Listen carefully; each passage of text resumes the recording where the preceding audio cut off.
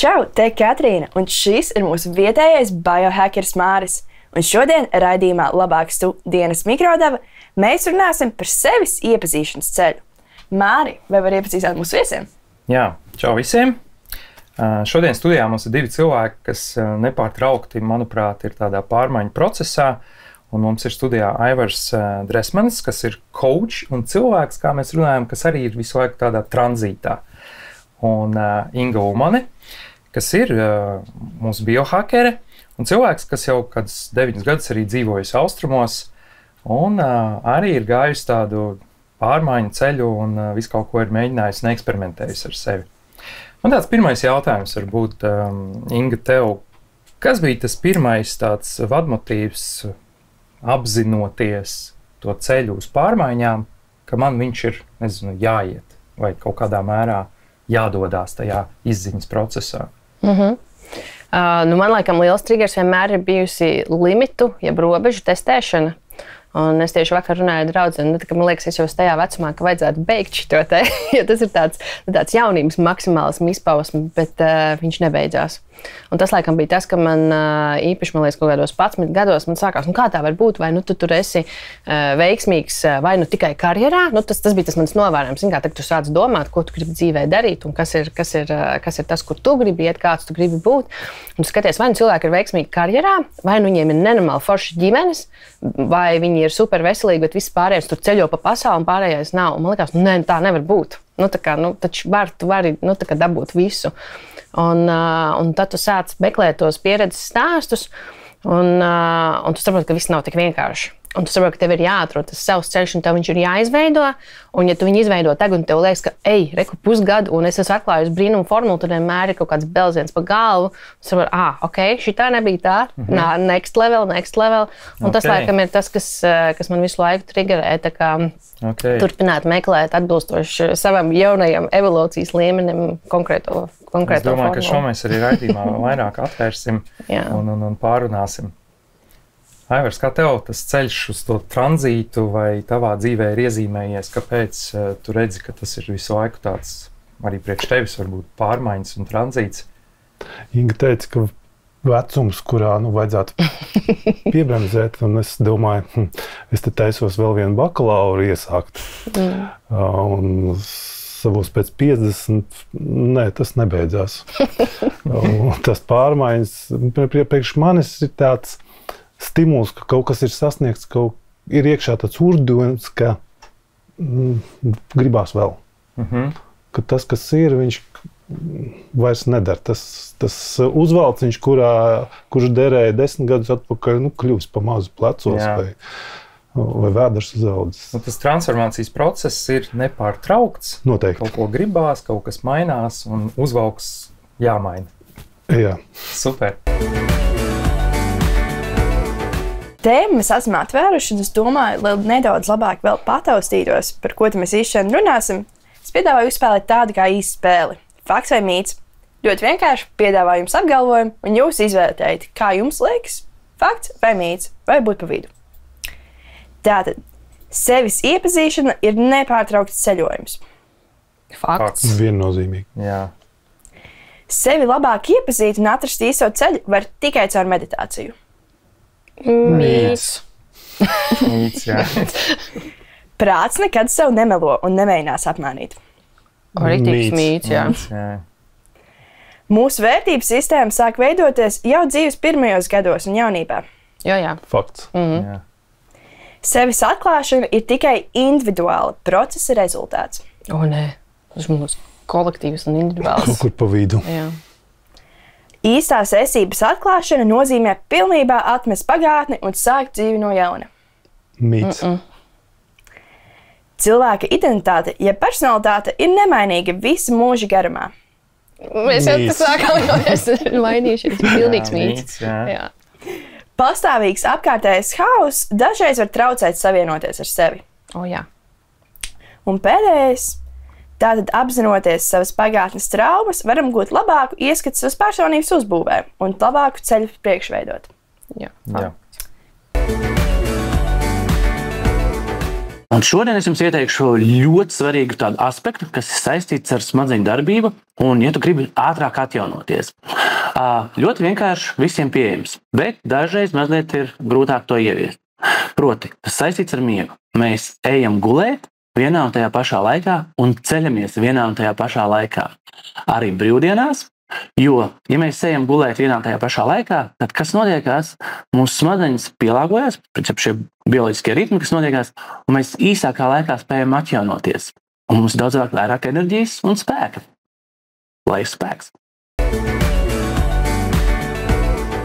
Es domāju, ka šīs notis varētu arī turpināt, un es gribētu paprasīt, kas tad jūsuprāt ir tās galvenās lietas, kad cilvēks saprot, ok, es šobrīd dzīvoju, visi baigi forši, bet tomēr man gribās nedaudz labāk saprast, kas man iekšā arī notiek, kas es esmu. Varbūt no jūsu pieredzes, kas bija tas mirklis.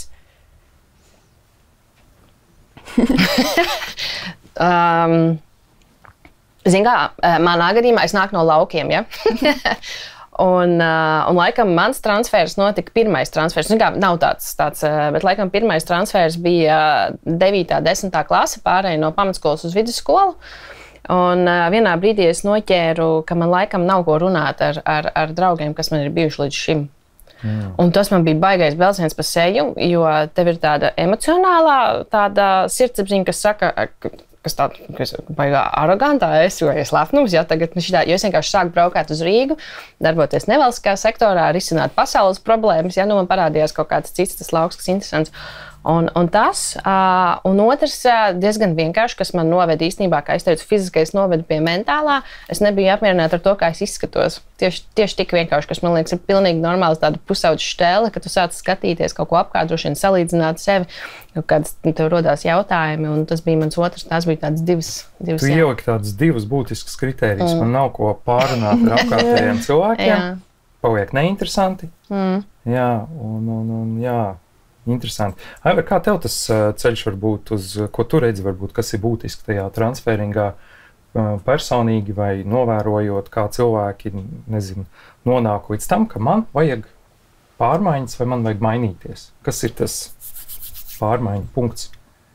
Es tā domāju, ka varbūt pārmaiņu punkta tāda nav, bet ko es saklausīju, ka ir tāda neērtības sajūta. Jā, neērti paliek. Kaut kas spiež. Neiederties, vai pasauli apkārt gribās viņu citādāku. Un kādu brīdi es domāju, ka tas bija jaunības maksimālisms, ka gribās mainīt pasauli. Bet laikam nepāriet. Gribas izmaiņas pasaulē un tad meklē veidus šādi, citādi. Un tas var būt gan fiziski, kaut ko mainīt, nezinu, zālē iet sportot. Tas var būt arī kaut kādas mainīt domāšanas principus, attieksmi. Saproti, ka tā kā šobrīd ir, kā es uztveru pasauli, kaut kas neiet kopā. Meklē ceļus, kā ar to sadzīvot. Kā tev, Inga, liekas tas jauniešu ceļš, ka es paskatos spogulī un nezinu, man nepatīk tas, ko es tur redzu. Tas kaut kādā mērā, es saprotu, tev kaut kāds triggers bija, varbūt kaut kādās tādās lietās. Kā tev pašai ir sajūta vai nezinu, jaunieši tam pievērš uzmanību, kas ir spogulī? Man šķiet, ka mūsdienās tas nav tik izteikti kā tajā laikā, tāpēc, kad ļoti veiksmīgi, man liekas, ir propagandēta, bet pozitīvajā nozīmē tieši tas individualisms, kas ir super, un ka nav viens labs vai slikts, ka ir labi tā, kā ir, un kaut kā mēs pieņemam to. Jā, nav tāda norma, un man patīk tas jaunieši, un, protams, ka arī tā kā manā laikā, kad man bija 15, tad arī bija rebelisms, kad tev gribas būt savādākam un pret tām normām iet, bet bija mazliet grūtāk, manuprāt, to darīt, jo joprojām, ja mēs skatāmies tur vecāku skolotāju paudzi, bija tāda lielāka disciplīna, un šobrīd ir lielāka tāda paļaušanās, atļaušanās. Bet es pat teiktu, tur nav runa tikai par to fizisko, bet vēl viens trigger punkts, protams, bija, es nezinu, kā lai viņi nosauc par jauniešu melanholiju, ka tu sāc rakstīt dzēju, un tu ieeji tajā jūtu pasaulē arī. Un tas tajā brīdī patiesībā tu jau neredzi faktoloģiski tajā spogulī, ko tu redzi. Patiesībā redzi to, kā tu jūties. Tas ir tas, un ja tu neesi laimīgs, piemēram, savā draugu lokā vai socializēt, vai savā aplī, vai ar vecākiem, vai, piemēram, attiecībās sāk veidoties pirmās attiecības, un tajā brīdī tu esi tādā ziņā diezgan nelaimīgs vai nospiests, un raksta tās melanholiskās dzejas rindas, un es atceros, rakstīju novelas par dažādām pārmaiņām pusaudzī, tad tu vari būt viskaistākais cilvēks un skatīties tai spogulī, un tev liekas, ka tur pretī ir kaut kas absolūti nepieņemams un nepatīkams. Tā kā tas ir tāds trikī jautājums, kas tajā brīdī notiek tavā sirdī, galvā un apkārt. Aivar, kā tev liekas tas pārmaiņu ceļš un tā transformācija, viņa ir tāds, kā viņi noiet varbūt vieglāk? Es gribēju prasīt, vai viņš ir grūts, vai viņš ir izaicinošs, bet vai ir kaut kādi veidi, kā mēs kā cilvēki, jauniešu sabiedrība, kas ir tie formāti, lai mēs to ceļu varam noiet vieglāk? Jo mēs jau esam vienojušies, ka tas būs neizbēgams process, pārmaiņas, nērtums, kaut kas mainās, uzskatos varbūt pieredzēs. Vai ir kaut kas, kā mēs varam vieglāk noiet to pārmaiņu ceļu vai sevis izziņas ceļu, saucam kā gribam? Es tā gribu atrast tādu atbildi, ka būs vieglāk. Jā, bet es arī tieši tā arī sāku liekas, ka kaut kas tur jādara, nebūs tā. Jā, tas nenotiks. Ir tāda cerība, man tā liekas, ir tāds varbūt pat mīts, ka ir kaut kādas zāles, kuras saņemot vai satiekot pareizo cilvēku, visa dzīve nokārtojās, un es zinu, ko es gribu, man patīk, kā es izskatos, man ir viss, ko es vēlos. Jā. Bet man, diemžēl, jāsaka, es neesmu ne pats pieredzējis, ne arī saticis cilvēkus, kuri šādi te ir visu nokārtojuši. Es varbūt pavērtīšu pretējo pusi. Ir kaut kādas tieši apgrūtināšās lietas, kas kaut kādi šķēršļi vai cita distrakšana dzīvē, kas tieši šo procesu, to sakonektēšanos, sadzirdēšanu sevis un saprašanu, kādu ceļu tu īsti gribi iet, kas tieši viņus iestupē, kas tev aizrauj nedaudz citu pusi, vai tā kā arī tas prāts kaut kādas spēles sāk spēlēt. Ir tādas pieredzes bijušas? Noteikti, un es te domājot par šo te jautājumu, es domāju, ka apkārtne ļoti, ļoti nozīmīga ir. Ir tāds metafora par vēžiem, ka vēžus vārot nav jāliek katlam vāks virsū. Jo, ja kāds vēzis mēģina izkāpt ārā, pārējie viņu ievelk atpakaļ. Un tā vide ir ļoti, ļoti noteicoša. Tikko tu sāc, mēs ar Ingu sākām runāt par, mēs neiederīgi jutāmies savā jaunībā, pusauģi gados. Un sabiedrībā mums viņi tā skatās dīvaini. Kāpēc tu gribi izkāpt? Ir fantastiska filma, Good Boy Will Hunting, tā laikam saucās, kur ir labākais draugs, kur spēlē Bens Afflecks. Un viņš tam talantīgajam puisim saka, es gaidu to mirkli, kad tu aizvāksies prom. Tu esi mans labākais draugs, es tevi mīlu, bet es nevaru noskatīties, ka tu pavadi dienas kopā ar mums dzerot un darot to, baudot dzīvi. Un man tā šķiet tādu draugu mums ļoti, ļoti trūkst. Parasti visi nāc, nekur projām. Ko tu tur mācies? Tas, ko tu dari, tas ir neinteresanti sēdēt pie savām grāmatām. Kā tev, Ingu, liekas, kas ir tie stopējošie faktori? Kāpēc daudzi varbūt neiet to ceļu vai paliek tur, kur ir? Jā, zin kā, es laikam no savu pēdējo gadu kaut kādas pieredzes runāšu, un es absolūti piekritīšu tev par tiem saviem cilvēkiem, jo nesen es aizdomājos, cik forši, kad ir bērnībā, tev vienmēr ir savu cheerleader, kas tev vecāku tur bērndārs, vai ne, un tas bērns tur priekšā viņš dzied, un tu vienmēr tas vecāks, lai viņš būs nokavējis, vai ko viņš būs pirmā rindā, viņš bļaus par tevi, un tu tur priekšā liksies kā zvaigzne. Un man liekas, tas trakums ir tāds, ka jo mēs paliekam, vecāki vai ejam pieaugušo pasaulē, un ir tās normas, jāmaksā kredīti, rēķini tur, un tev jāizskatās tā un šitā, tev sākās kaut kādi rāmji un sākās ļoti liela kritizēšana. Un es nesaku, ka kritika ir slikta, absolūti nē, jo tas viss ir vajadzīgs. Komandas, kas tev bļauj, tieši tā, tev vajag darīt. tos savus cheerleaders. Tas ir nenormāli svarīgi, jo tev vajag tos cilvēkus, kas tevi stiprina un ļauj vai pat tev aicina būt tev, bet ne ar tādu glaimošanu vai tādu aklu, jo man nesen arī draudziem prasīja klausies, kas tavuprāt ir labs draugs? Un man ir nenormāli svarīgi, ka man tas draugs pateiks, klausies, zini, kas ir, tu šobrīd, tā kā līdzīgi kā tu saki filmā, tu šobrīd sev dari pāri. Bet, klausies, tu esi noguris, klausies, zini, kas ir, aizēj paguli. Tā kā un tur apvainoties, hei, mēs taču sarunājām iet uz koncertu vai kaut ko, un tā kā uzmetīs, viņš, nē, bet tev ir jāiet pagulēt, tā kā vai arī klausies šito darbu, ja tu paņemsi, tu vienkārši nodegsi. Un tās lietas, protams, ir svarīgi, no kurienes tas nāk, bet ir ārkārtīgi svarīgi. Un otrs, man liekas, tā apkārtējā vidē, es domāju par to, ka arī, kad tos maz bērns nodzied šķīvi, viss tur plaudēs un viss būs labi, diemžēl. Tā kā mums sākās pieaugušā vecumā tāda neforšā kritika. Klausies, zini, kas ir, tā kā Māri, man jau liekas, ka pelēks zils, tu esi saģērbies priekš, pārāk pelēks. Tā kā vai tad tiešām nevarēja. Bet nē, tieši otrādi, klausies, man reāli patīk tavs uzraksts šodien. Tā kā ka vairāk to pozitīvo vairot, bet viņš nav toksisks, tas pozitīvs, man liekas, kas pēdējā laikā tiek teikts. Un man liekas, ka tas ir tas lielākais šķērslis, ja tu ieliec sevi tādā toksiskā un tādā nekonstruktīvas kritikas vidē. Bet ar to ir jāstrādā, tas ir reāls darbs. Tas nenotiek dabiski. Tu minēji kritiku vārdus vairākas reizes, un viens, kā jau teicu, no apkārtējiem var nākt kritikas, bet otrs lielais kritikas avots esam mēs paši sev. Jā.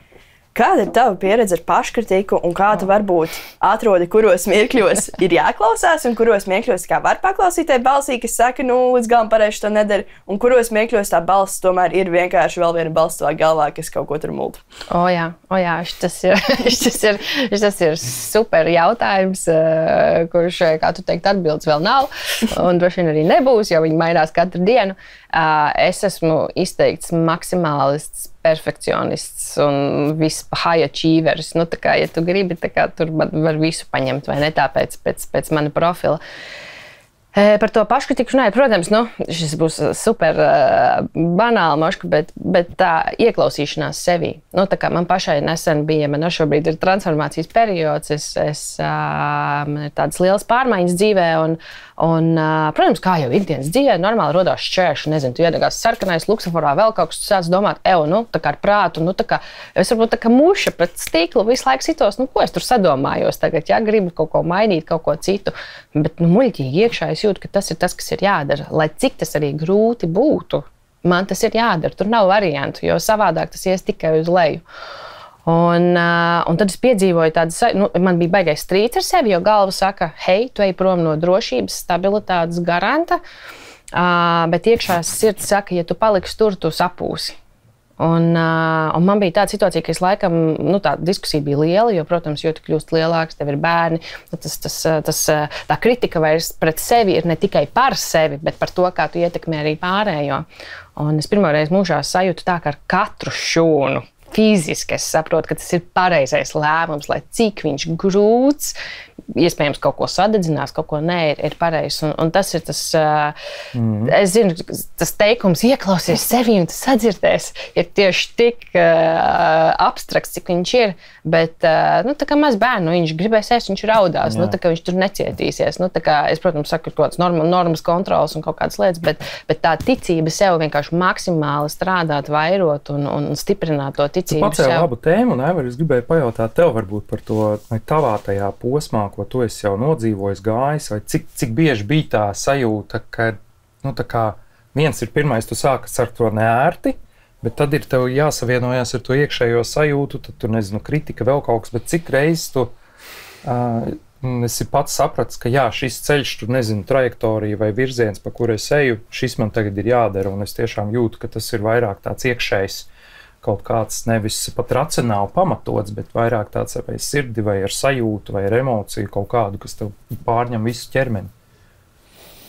Es tā nesaskaitīšu. Bet tas ceļš ir tāds, jā, tas ir tas, tā izšķiršanās, tas, ko Inga stāsta, tas tā man ļoti, ļoti pazīstams šķiet, ka racionāli domājot, nē, tur nav. Nedari to. Nedari to. Vai arī tieši otrādi dari to. Man ir, es kādreiz esmu bijis grāmatvedis un uzņēmējs, un bija periods, ka es domāju, jāatgriežās uzņēmējdarbībā, jāatgriežās grāmatvedībā, uz gadu atgriezos. Sapratu, nē. Man ir viens teiciens par Excel un cipariem. Excels nogalina visas idejas.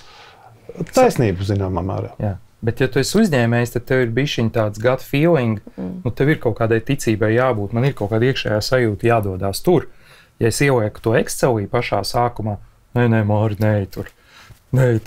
Kaut kad tu to pieliec, bet bieži vien tas impulss viņam ir no iekšas jābūt. Vai tajā transformācija ceļā mums ir svarīgi to impulsu dabūt un sajust? Es teiktu, ka tas impulss vienmēr ir. Vienmēr ir jautājums, vai mēs viņā ieklausāmies. Tas ir tas, ko Inga saka, ieklausīties sevi. Tas tā ļoti mistiski izklausās, ko nozīmē ieklausīties sevi. Es teiktu tā, ir labi sadraudzēties ar to savu iekšējo kritiķi. Un tad, kad viņš saka, ka tev neizdosies, tad normāli, draudzīgi jautājumi, kā tu man vari palīdzēt? Iedot padomu. Jā. Parunāties ar to savu, to iekšējo. Nevis tur, kur viņš visu laiku tikai stāv, tu tu slikti izskaties, tev atkal tas. Pagad, tu esi man draugs vai kas? Jā.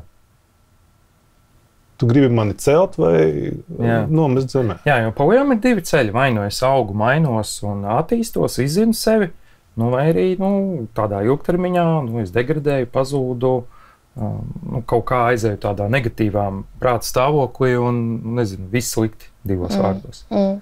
Bet es tieši gribēju tev teikt, visu arī baigi nevajag tā ģeneralizēt, jo arī Excels ir labs. Man liekas, ka ir ārkārtīgi svarīgi sajūgt tās abas puses, jo man liekas, tas ir tas, ar ko atšķiras varbūt 15-gadīgs no 25-gadīga.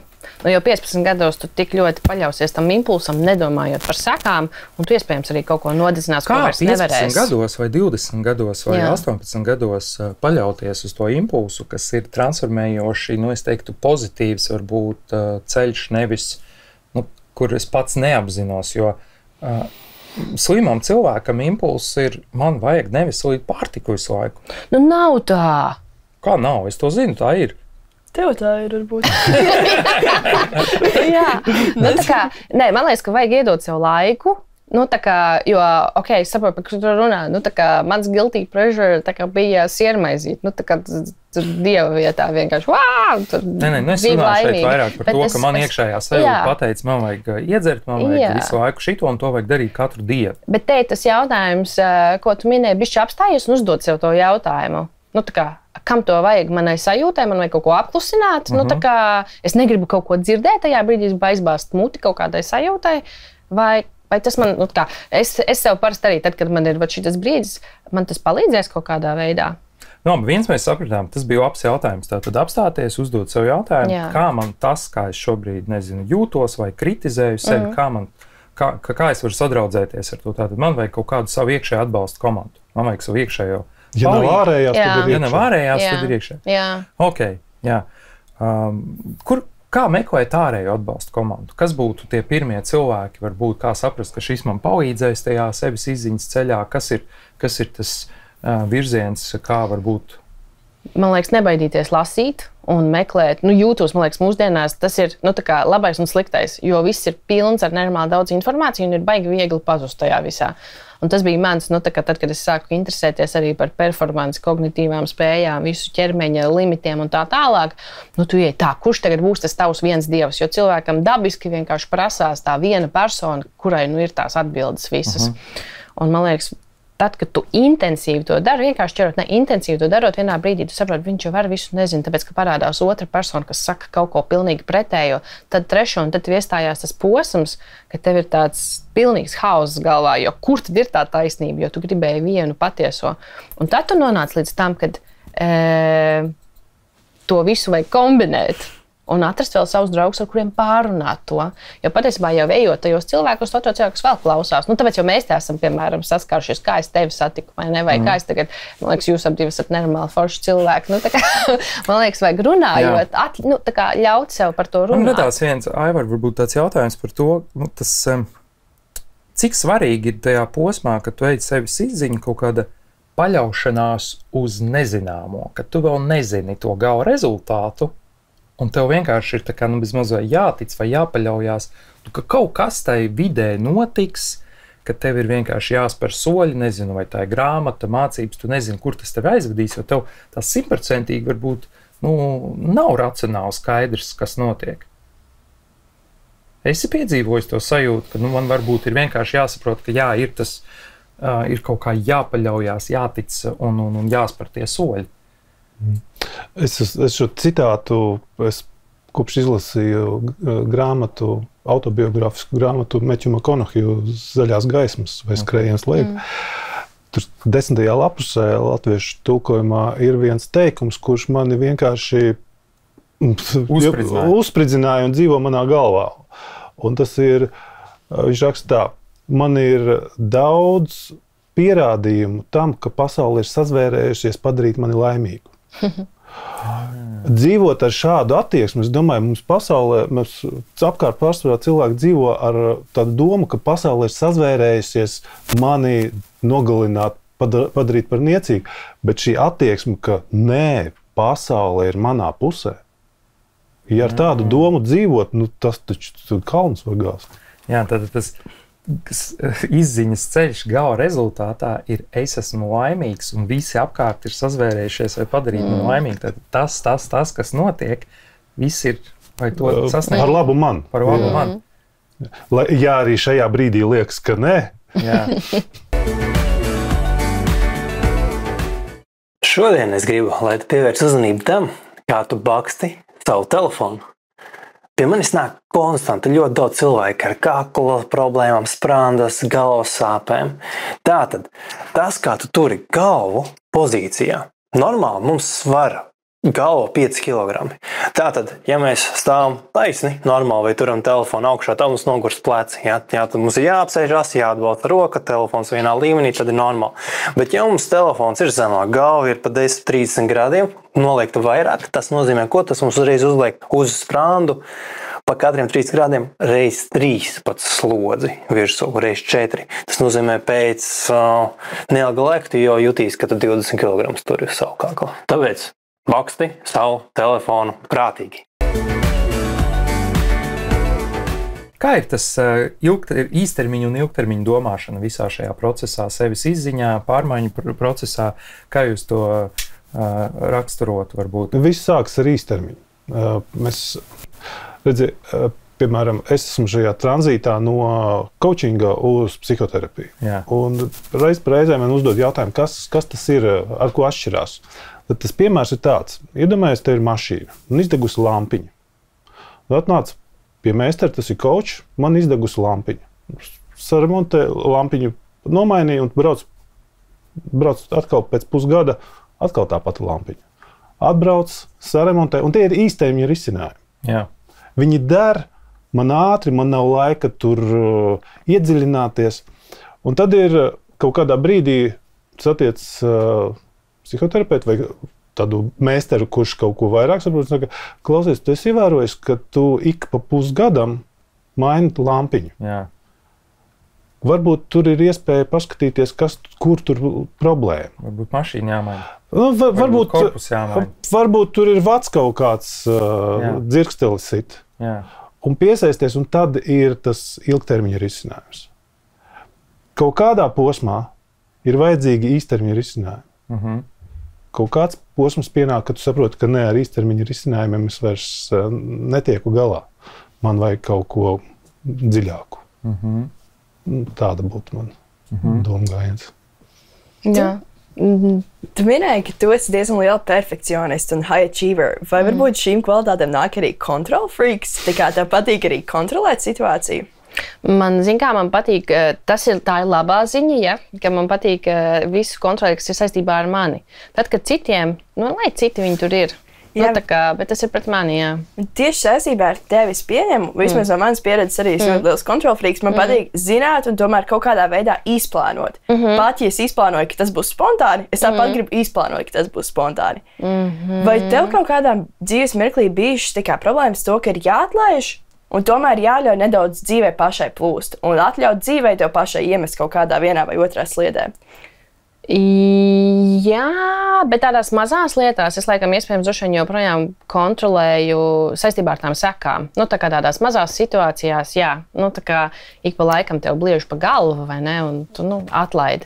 Bet šis man liekas iet kopā ar to iepriekšējo jautājumu, bišķiņ reflektējot uz tevis teikto par to īstermiņu un ilgtermiņu, lai es sapratu vienkārši, ka manā kaut kādā nobriešanā vai izaugsmē, lai es vispār sāktu domāt par ilgtermiņu, man bija vajadzīgi īstermiņa lēmumi. Jo tajā brīdī man ir vispār pieredze, uz kuru paskatīties un saprast, tā es negribu. Bet, lai tas rastos, bija jābūt tiem impulsīviem, spontānajiem lēmumiem. Un tas arī ir tas stāsts par kontroli. Jo tu kontroli var nodrošināt tieši te un tagad, jo mēs nezinām, kas notiek pēc minūtes. Es nezinu, pēdējais, kaut vai krusa jāuznāks, tas ir kaut kas tāds, ko tu nevari.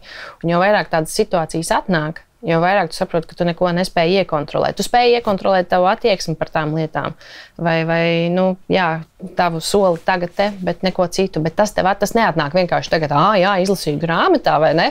Skaidrs, tagad ir šitā jādara, bet nē, tas tā kā tu salīdzinās, vai es gribu nākamā dienā tā justies. Kas notiek, ja mēs neieklausāmies tajās dzeltenajās lampiņās vai sarkanajās lampiņās vai tajos signālos īstermiņā?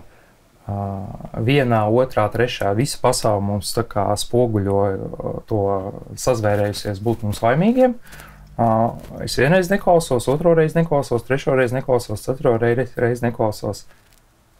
Kāda pieredze? Kas tad notiek? Aivar. Gribētos domāt, ka pasaule pateiks, ej tu savu ceļu. Bet atkal pieejot, ka pasaule tomēr ir manā pusē. Laikam viņa paliks manā pusē, bet es būšu palaidis garām ļoti daudz kaut kādas iespējas. Un tā es atlieku savu dzīvi, laimi uz vēlāku laiku. Fantastisks. Šis motīvs ir tik šobrīd aktuāls. Ja paskatās šo te atlikšanu, es pabeigšu skolu, tad es sākšu dzīvot, es pabeigšu bakalauru, sākšu dzīvot, es pabeigšu maģistru, sākšu dzīvot. Tikko biju vienā 30-gadnieka jubilejā, kurš skan šis dzīve sāks ar 30 gadiem.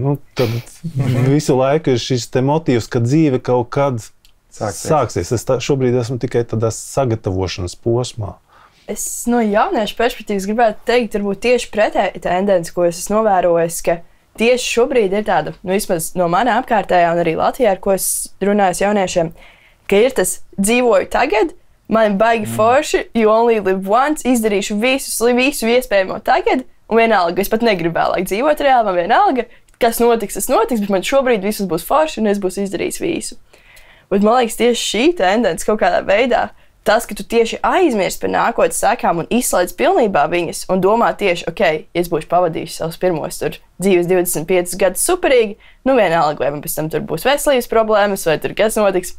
Man liekas, tieši šitas mindsets, tas pretējais, ka tu neuzraudzēsi tik ļoti par nākotni. Inga, kā tev liekas šitais jautājums? Jā, man liekas, tas ir dzinulis par to, ko tu gribi dzīvē vēl piedzīvot. Tā kā es zinu, kuros kalnos es vēl gribu uzkāpt, es zinu, kādus maratonus es vēl gribu noskriet savus triatlons un tā tālāk. Un es saprotu ar šī brīža, ko tev nozīmē dzīvot šeit un tagad, vai viņš kalpo tam, ko tu gribi darīt rīt un parīt. Un ja es zinu, ka šodien izdzerot vienalga glāzi alkoholisku dzērienu, es zinu, ka rīt es nespēšu tik ātri domāt un ar draugiem, piemēram, piedaloties prāta spēlē, noķert pirmo vietu, tāpēc, ka nebūs, man būs diezgan miglains prāts. Tas šeit un tagad man sabojā rītdienas šeit un tagad. Un man liekas, ka te ir tāds nepareizs tas uzskats par to, ko nozīmē dzīvot šeit un tagad. Tas nenozīmē tagad maukt līdz galam, lekt no kalna lejā un bez izpletņa. Man liekas, tā foršā lieta ir tā, ka mūsdienās vispār viss tā mūsu apkārtne ir uztaisīta, ka tu vari lidot un piedzīvot lietas, kuras agrāk to nozīmē tagad dzīvo un tā, viņas ir absolūti drošas. Bet joprojām ar to sajūtu, ka tu esi rollercoasterī uz 180. Ja tu minēji to, padomā par to, ko tu gribi tālāk darīt, paprasti jautājumus, ko es darīšu rīt, pieņemsim pēc sev. Ko tu ieteiktu cilvēkam, kurš šo jautājumu es pilnībā nezinu, kas es gribu būt. Es zinu tikai to, kas man šobrīd ir, ka es gribu jautrību, bet man nav ne mazāko ideju, nekādu mērķu, un es nevaru viņus uzstādīt, jo es nezinu, kāds es esmu. Kas ir jauniešiem ļoti liela problēma. Viņi tiešām nezina, kas viņi ir un ko viņi grib. Un to jautājumu uzdos visi no apkārtējiem. Un ko tieši kā varbūt ir kaut kādas tehnikas, vai nezinu, pašiem no pieredzes, kā tu vari sākt izzināt, kas tad īsti ir tas, kas es gribu būt, un kas tās lietas, kas man patīk. Filmas, skatīties, lasīt grāmatas, īsi tiešām iedvesmojoties no citiem, tu uzzini lietas, kuras nekad neienāca prātā. Nezinu, man piemēram, viens no lietām ir kaitot, es gribu iemācīties. Un tad tu atrod draugus, kas to dara, tur tu atrodi līdzdomājuši cilvēkus, viņi saka, nē, sāc veikot. Es veikošanā satiku kā reiz vienu čalu, viņam, man liekas, kaut 22, man liekas, viens no krūtākajiem šodien, ko es esmu satikusi, viņš man sāk stāstīt par grāmatām, ko viņš lasa, tu jau aiziet tālāk. Nu, tā kā liec sevi ārā, kā saka, noliec tur pasaulē un mēģina lietas, nebaidies mēģināt visu kaut ko vienalga. Viens soli izliks un nākamajai jau paši viņš ir baigi svarīgi darīt, spērt to soli un nepalikt uz tā dīvāna mājās un to. Otrs ir, protams, ļoti vienkārši paskatīties 10 gadus atpakaļ. Kas bija tavi sapņi, kaut kādi, nezinu, patika zīmēt, dejot, lasīt, kas bija tie draugi, ar kuriem tu tusēji, kur tu jūties laimīgs, priecīgs un lekt tajā pakaļ. Man, piemēram, čābīgi ar atmiņu, es to neatceros, tāpēc es lecu iekšā. Un tad es uzzinu, man tas šodienas nekad nepatīk, bet tagad patīk. Hei, davai, daram! Baigi svarīgi ir spērt to pirmo soli. Un tas, manuprāt, var būt absolūti tāds, nedomājot par nākotni. Man liekas, ka te ir tas punkts, kurā tu ļaujies sev īstermiņā sajust, vai tev tas patīk vai nepatīk. Un tajā brīdī, kad tev patīk, tad tu sāc domāt ilgtermiņā tā, reku es sērfu nometni Portugālē, skaidrs, tagad kā man līdz tam tur sakrāt naudu, kur man to ieplānot, tā. Bet ielikt sev un tajā brīdī gan tajā īstermiņā ļaut izbaudīt, lai tu saproti, ir vai nav. Ļoti svarīgu lietu šobrīd saka, nepalikt vērotāja pozīcijā. Nepalikt pie tā, ka noskatīties vēl vienu YouTube kaut kādu podcastu vai izlasīt vēl vienu grāmatu, bet iet un darīt. Izlasīt grāmatu, apspriest ar kādu. Tur kaut kas interesants, satikt ar cilvēku, pārunāt, izrādās, ka viņam vēl kaut kāda interese, viņš iesaka kaut ko, un tas sniega valns, viņš aizvien aug un kļūst vieglāk saprast. Man interesē tāda lieta. Kamēr mēs tikai skatāmies un vērojam pasauli, tad ir tā, es varētu okeitot, jā. Bet varētu arī slēpot. Es varētu visu. Varētu neko nedarīt. Varētu neko nedarīt. Jā. Un tāpēc iet un mēģināt. Viens ieteikums - iet un mēģināt. Kā izrauties no tā varbūt, kad negribās neko? Mēs runājam par tādu pozitīvo stāvokli, bet tas, ko man to Katrīna stāstīja, ka es varu vienkārši sēdēt TikTokā un skrolēt un visu piedzīvot. Ļoti vienkārša situācija izdzēs visu TikToks, Instagramus, vienkārši neļauj sev. Jo tajā brīdī tev būs telpa darīšanai. Jo, ja tev tas TikToks tur blakus stāv, tev būs daudz grūtāk to soli spērt, ja viņš tur joprojām ir. Tas tā kā līdzīgi, sākam ēst veselīgi, ja tev mājās joprojām stāv plaukts pilns ar visu to, būs baigi grūti viņu nepaņemt. Vienkārši brutāli sevi ielikt situācijā, ka nav. Vienkārši tāpat arī draugi. Ja tev ir draugi, kas tu zini, ka tev, viņi velk uz neforšām lietām, vienkārši uztaisi sev, kā es saku, gavēni no tiem draugiem. Vienkārši nedēļu ar viņiem neej ārā. Un tev kaut kādā brīdī paliks garlaicīgi. Cilvēks, diemžēl, ir tāds, viņš ir zinkārīgs, viņš aizrakstīs kaut kur. Tu man iemeti vienu ideju, respektīvi, es esmu šeit tagad kaut ko gribu darīt, man nevis jāskatās bez maz vai jauna grāmata, jauna vēl kaut kas, bet mēs atkāpjamies atpakaļ, es atsakos no tā, kas ir, 1, 2, 3 lietas, nezinu, izmetu. Vienkārši šodien es izmetu aplikāciju. Šodien es neaizēju to ceļu, kur es vakar gāju, katru dienu, nezinu, draugi šodien sauc, šodien neeju. Un tad sāks parādīties kaut kāda vieta, iespējams, kaut kādām iespējām. Aivar, kā tev liekas tāda stratēģija? Tā ir viena no kaut kā atteikties, jo tīri no psiholoģijas viedokļa cilvēkam ir jābūt nepietiekamībai kaut kā, lai viņš kustētos. Kamēr visa kā pietiek. Man ir labi. Jā, ir silti, es esmu paēdis. Jā. viss ir apmierināts, bet tad, kad ir kaut kāda nepietiekamība, tas liek meklēt. Tas iekšā uzaudzē kaut kādu trauksmi, kura ved. Un tā nepietiekamība man riktīgi kaut kas var sāpēt. Tas var būt ķermenī, sajūtās, un tas nērtums, ko mēs sākumā runājām. Un otrs nepietiekamība, es gribu uz Portugālu, uz surfu nometni, jo tur ir kruta, tur ir okeāns, tur ir cilvēki, tur ir cita vide. Tad ir kaut kāds konflikts. Vai nu sāp, vai arī tāds pozitīvais, man tur sapnis. Un viņiem ir jābūt. Ja šitie abi divi kaut kur gau ir, tad sākās kaut kas veidoties. Mārta, drīkst, es nedaudz par to situāciju, ko negribās neko darīt. Jā. Un tur pietrūkst sabiedrotā. Te es tā kā terapeits apmācībā teikšu, ka atrodiet vienu terapeitu. Sarunājiet ar vecākiem, ka jums ir sabiedrotu, atrodiet vienu. Sarunājiet ar vecākiem, ka jums vajadzīgs psihoterapeits. Un vismaz viens cilvēks būs tāds, ar kuru jūs varat pārunāt, izdiskutēt, kurš būs jūsu pusē, lai kas notiekās. Tas ir ļoti, ļoti nozīmīgi, ka ir vismaz viens, ar kuru var to visu, kas ir sakrājies, pārunāt. Ja nav, tad mēs paliekam tajā nekustīgajā pozīcijā. Tā ir varbūt arī bīstama. Tāpēc tas sabiedroti vajadzīgi. Ja tie ir draugi, vēl labāk. Šodien es gribu padalīties ar ļoti vienkāršu meditāciju. Pievērst uzmanību savai ieelpai un izelpai. Kā vēsāks gaiss iepūst tevī un kā siltais gaiss aizpūst no deguna dobuma. Tātad aizver acis, mierīgi ieelpo, mierīgi izelpo. Un šādā veidā tu vari nomierināties, iegūt klātesamības sajūtu un iegūt arī enerģiju turpmākiem dienas darbiem. Izmanto! Vai šī brīža apstākļos jauniešiem ir prasmes veidot draudzības? Tas ir viegli, tas ir grūti. Pēdējie 3 gadi, socializēšanās. Kā jums liekas? Man viņas liekas savādākas. Man liekas, pirmais šoks bija, es vienkārši vadījusi jauniešu nometnes 12 gadus. Un vienu dienu man jaunieši stāsta, mēs skatīsimies filmu kopā. Es tā, kuru filmu?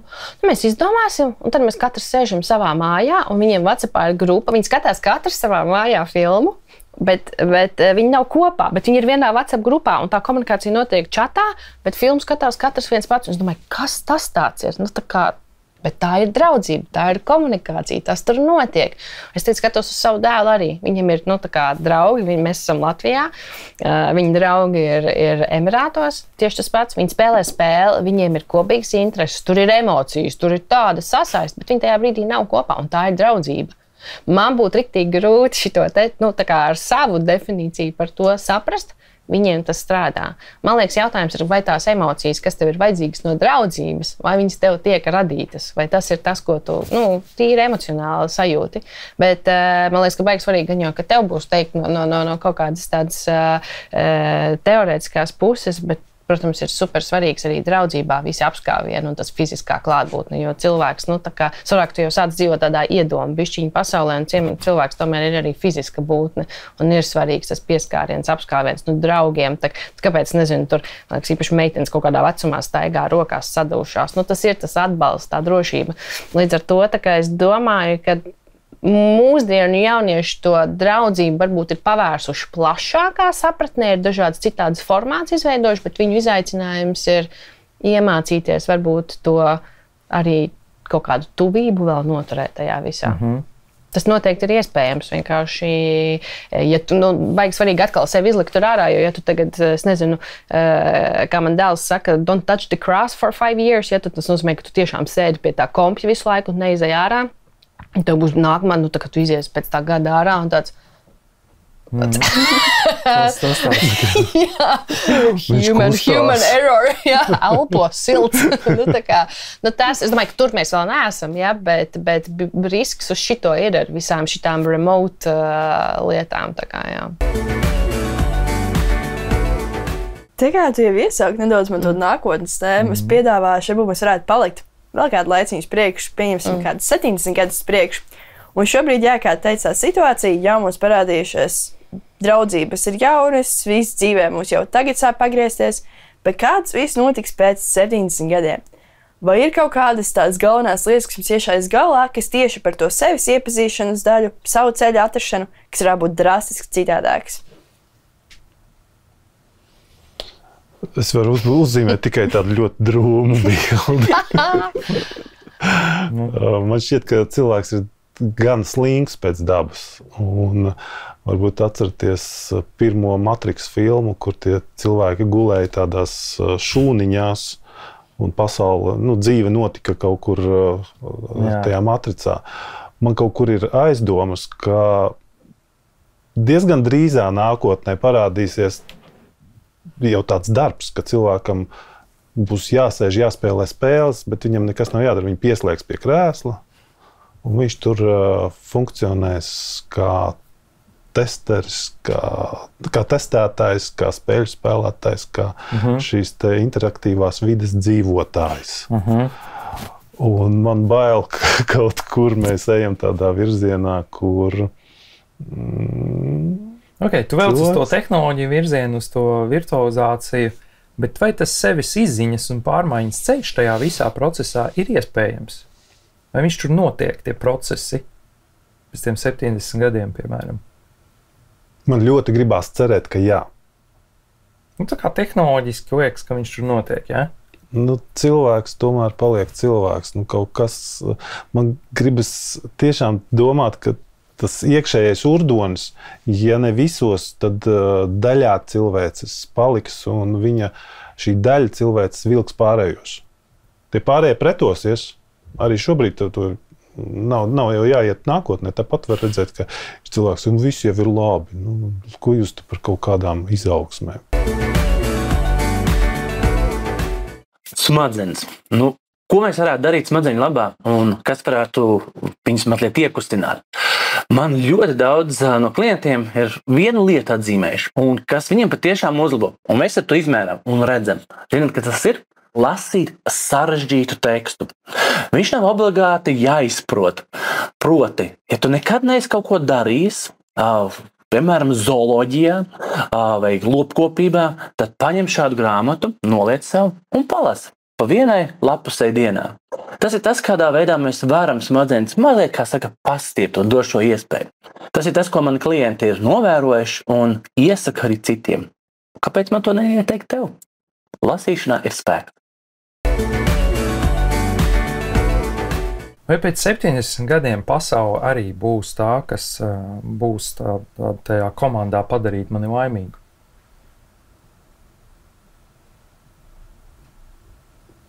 Baigais jautājums. Vai mainīsies vienkārši tas formāts, kā tie signāli atnāks? Es tā iedomājos vienkārši, ja tagad man pašam ir jāsēž, un tagad, iešāvās lampiņa, doma galvā, no tās man kaut kas tur jāiet, kaut kā, nezinu, kuņģī man kaut kas tur noraustījās, jā, šitais ir pareizais lēmums. Tagad aptuveni. Pēc 70 gadiem man... Mārī, tev rekur viena dzeltenā lampiņa, otra dzeltenā, mēs salikām kopā, tev ir jāiet tur.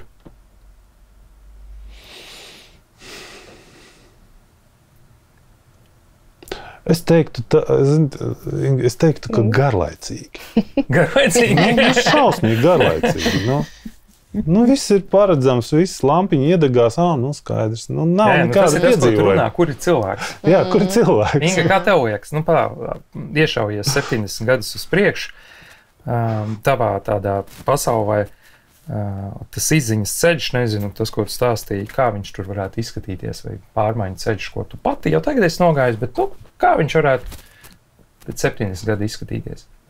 Zinām, man pa galvu iet trīs kaut kādi domu stabi. Viens ir no kaut kādas profesionālā, man ikdienas pieredzes, skatoties, kur ir tās tehnoloģijas, ka šobrīd, ne tikai tehnoloģija, bet visādos citādos risinājumos mums tiek paredzēts, kas mūs dara laimīgus. Un līdz ar to mums to arī dod. Ne, piemēram, es nezinu. Jā, tas, ko tu minēji par to garlaicību. Jā, un kas man patīk, savukārt, caur to garlaicību mēs nonākam pie nākamā, ka tajā brīdī, tad, kad tev viss ir, tad tu sāc, tev nērti paliek. Tā kā tev triggerē, jo šis nav tavs. Cilvēks tomēr, tev ir tas, es ceru, ka tas instinkts nepazudīs. Un, manuprāt, lasot par cilvēku evolūciju un tā tālāk, viņš tik ātri nepazūd. Un tu tajā brīdī, tāpēc ir tur Orwell 1984, tajā brīdī, ka tev viss ir tik ļoti paredzams, skaidrs. Pēc 70 gadiem man kāds ļaus iet ceļu, es gribu būt nelaimīgs. Es domāju, ka jā, tāpēc, ka mēs sākam runāt par šīm lietām. Es nezinu, vienalga eitanāzijas, viss pārējais, ka cilvēkam, šobrīd mēs runājam vairāk par tiem jautājumiem atvērtāk nekā agrāk. Tas, par ko es bišķiņ baidos, par to, ka ja tu nebūsi kaut kāda minoritāte, ja, vai ja tev nebūs bijusi depresija, tad tu būsi nenormāls.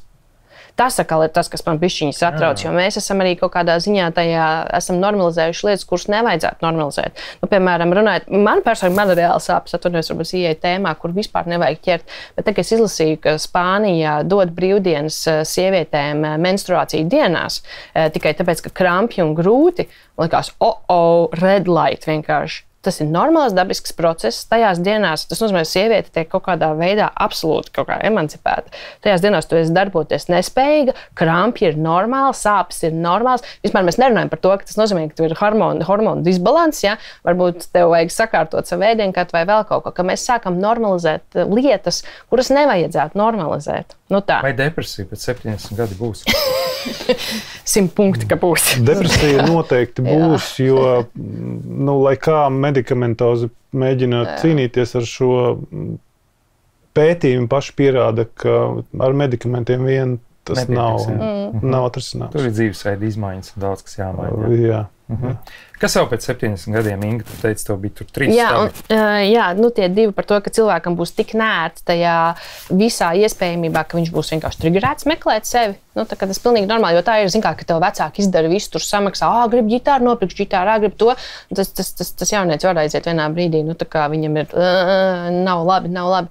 Un trešais, kas man liekas, ka tas, kas atkal būs tā krūtā štēle, un pie tā ir jāstrādā cilvēkam pašam, ka tev būs iespēja vienlaicīgi nenormāli maksimizēt savu būtību pasaulē caur dažādām realitātēm. Tu varēsi būt fiziskā realitātē, tu varēsi būt kaut kādā virtuālā augmented reality, tu varēsi būt paralēli vēl tur strīmot kaut ko. Un man liekas, ka tā ir diezgan kruta iespēja, kā tu varēsi vienlaicīgi dzīvot vairākus sapņus un parādīt, ka nav limits. 20 dzīves vai 100 dzīves? Varbūt netik traki, bet jā, man liekas, ka tas kaut kāds tas modelis diezgan smagi nomirs par to, ka tu piedzimsti, izmācies, tev reku viena super profesija, tu viņā sasniedz kaut kādu savu meku un nomirst ar 5 mazbērniem. Šitas absolūti būs nomirs, tas vispār vairs nebūs. Mums intuīciju pēc 70 gadiem. O, jā. Un tas ir tas, tāpēc, ka man liekas, ka es neteiktu par izdzīvošanu, bet laimīgi būs tie, kas maksimāli strādās pie šī te, ka nevis tu man ar algoritmiem saliec, kurš tagad man ir mans labākā profesija, bet tu sapratīsi priekš sevi, tu atļausi sev noticēt, ka šī profesija darīs man laimīgu. Svēktais jautājums, vai pēc 70 gadiem sevis izziņas ceļš būs vieglāks vai grūtāks? Jā, nē. Es domāju, ka tas būs luxury. Tas ir labs punkts, jā. Tas ir interesanti atbildi. Es domāju, ka tas būs kaut kas tāds. Tas būs premium produkts bez mazāk. Jo, redzi, es gribētu teikt, ka cilvēki, kas iet izaugsmas ceļu, ar laiku jūtas vientuļāki. Un tas ir normāli. Tāpēc, ka mēs varam dzīvot burbulī, kur visi kaut ko attīsta, visi kaut ko mēģina izzināt, bet īstenībā šo cilvēku ir diezgan maz. Un kaut kāda statistika liecina, ka tie ir pēc vieniem datiem 8% no cilvēks iedzīvotāju skaita, pēc citiem datiem, ka tie ir 3%, jebkurā gadījumā tas ir ļoti maz. Un tā vientulība, viņa nāk ar savu cenu. Ok. Interesanti. Jā, šoreiz tāda nedaudz, man liekas, drūmākā. Es jau teicu, es drūmāk, Jā, mums drūmākā aina ir iezīmējusies, bet, visas iespējas mums ir šo samērīt un visas iespējas tēt ir dzīvīties, lai tā nebūtu. Bet tā kā epizode lēnāk jāvelk uz beigām, es gribētu palūgt jums, varbūt jūs varat padalīties ar kādiem padomiem, atziņām, refleksijām, tips and tricks, ko var darīt skatītāji, lai nākotne varbūt nav tik drūma, kā mēs viņu tagad uztaisījām. Jā, kas nāk varbūt viens tāds virziens prātā, ko atstāt no mūsu sarunas šodien? Man liekas, man tāds pēdējais, un tas ļoti labi aizgāja ar to, ko mēs runājām, ir tas teiciens, if you do hard choices, you're gonna have an easy life, and if you do easy choices, you're gonna have a hard life. Un es laikam pie šī arī paliktu, audzējam savu izturību pret tām situācijām un nebaidamies veikt grūtus lēmumus, jo tajā brīdī ir laime. Tajās mazajās uzvarās ir laime, un ilgtermiņā tu esi vienkārši nesakaujams, lai kas vai. Super. Audzēja muskuli. Jā, audzēja muskuli. Jā. Aivar, kas tev nāk prātā? Es tā domājot par pavisam jauniešiem, tiem 15 gadi, varbūt 18 gadi, kuriem ir jāizdara izvēles, kur mācīties, par ko būt, un tagad es izvēlēšos, un tas būs uz visu atlikušo mūžu. Viens no trikiem ir padomāt, ko es noteikti negribu darīt. Kas man šobrīd nekādīgi neaicina. Tur es točni negribu. Šobrīd noteikti ne. Varbūt paies laiks, un otra ir sākt saprast, ka tas, ko Inga minēja, nebūs nekādas profesijas vai nodarbošanās uz mūžu. Jā. Mācamies kaut ko tādu, kas nodara visu laiku. Tas ir lasīt grāmatas, lasīt garus tekstus. Runāt ar cilvēkiem, komunicēt. Tieši tā. Tādas ļoti vienkāršas lietas īstenībā, bet tās man tā šķiet būs ļoti, ļoti nozīmīgas. Super, fantastiski. Man šodien bija interesanti priekš sevis varbūt saprast, ka tas sevis izziņas ceļš, tas, ko tu minēji par izvēlēm, un man laikam nekas tāds jauns nenāk prātā, bet sarežģītākas. Man pašam šobrīd dzīves posms ir iet tajās varbūt sarežģītākajās dzīves durvīs un pieņemt drosmīgākus lēmumus. Un, ja to var izdarīt agrāk, visdrīzāk laikam ir nepieciešama tā atbalsta grupa tajos, jauniešu gados. Ja viņi ir, tad mēs to varam izdarīt daudz vieglāk. Es balsošu par atbalsta grupu kā rekomendāciju. Jā, man liekas, mans puses vienkāršākais vienkārši jāliek sev ārā no komforta zonas. Ja saproti, tā kā ātri izliec, un pēc tam jau tu rāposies ārā un kaut kur tiksi, vienkārši noliec savu situācijā, ka tev vairs nav apakaļceļa, un tad, kur tu tiksi? Tev kaut kādā veidā būs jāizpeld ūdens virsmas. Tā kā bet es domāju, citādāk ļoti laba saruna mums bijusi. Tiešām esam visu izrunājuši, tāpēc arī gribu teikt lielu paldies jums visiem. Paldies arī skatītājiem. Tad jau tiekamies nākamreiz. Tā. Super. Tā. Paldies. Paldies.